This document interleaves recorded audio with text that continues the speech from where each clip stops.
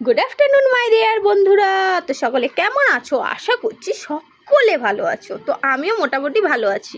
আর তোমাদের টমেটো সোনাও ভালো আছে। ইঞ্জেকশন দিয়ে নিয়ে আসার পরে ওষুধ খাইয়েছি, জ্বর ঠর আসেনি। আজকে সকালেও কিন্তু ওকে মেডিসিনগুলো খাইয়ে দিলাম রীতিমতো, যেমন যেমন টাইমে খাওয়াতে বলেছিল তেমন তেমন টাইমে খাইয়ে দিয়েছি।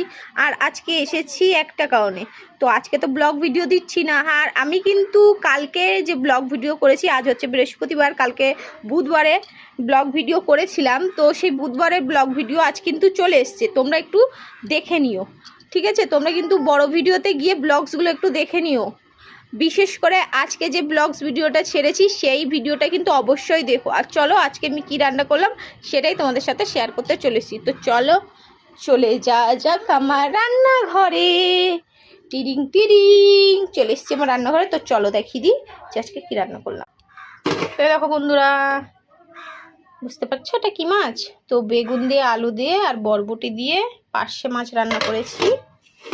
আর এদিকে আছে গরম গরম ভাত আর আলু সিদ্ধ। আলু সিদ্ধটা তো মেনুতে সবসময় থাকে, কারণ হচ্ছে তোমাদের গুড্ডু সোনাকে আলু দিয়ে ভাত মাখিয়ে দিই, জানো বন্ধুরা?